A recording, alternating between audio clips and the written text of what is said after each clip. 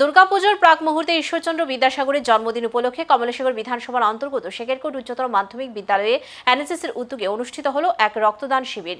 শুক্রবারের এই কর্মসূচিতে প্রধান অতিথি হিসেবে উপস্থিত ছিলেন স্থানীয় বিধায়িকা অন্তরা সরকার দেব।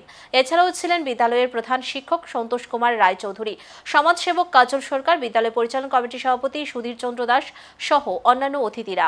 অনুষ্ঠানে বিদ্যাসাগরের প্রতিকৃতিতে ফুল দিয়ে শ্রদ্ধা জ্ঞাপন করেন সকলে। পরে রক্তদান শিবির ঘুরে দেখেন বিধায়িকা অন্তরা সরকার দেব এবং উপস্থিত অতিথিরা। এদিন বক্তৃতায় রক্তদানের গুরুত্ব তুলে ধরে তারা জানান, রক্তের অভাবে কোনো রোগীর মৃত্যু যাতে না হয় সেদিকে সকলকেই লক্ষ্য রাখতে হবে। পাশাপাশি আলোচনায় উঠে আসে বিদ্যাসাগরের বাল্যজীবন, কর্মজীবন ও সমাজ সংস্কারমূলক ভূমিকার নানা দিক। আজকে সত্যি একটা সুন্দর দিন। আমাদের যশস্বী যিনি সমাজ সংস্কারক হিসাবে আমাদের বাঙালি জাতির গর্ব শ্রদ্ধেয় পণ্ডিত ঈশ্বরচন্দ্র বিদ্যাসাগরজি আজকে জন্মদিন।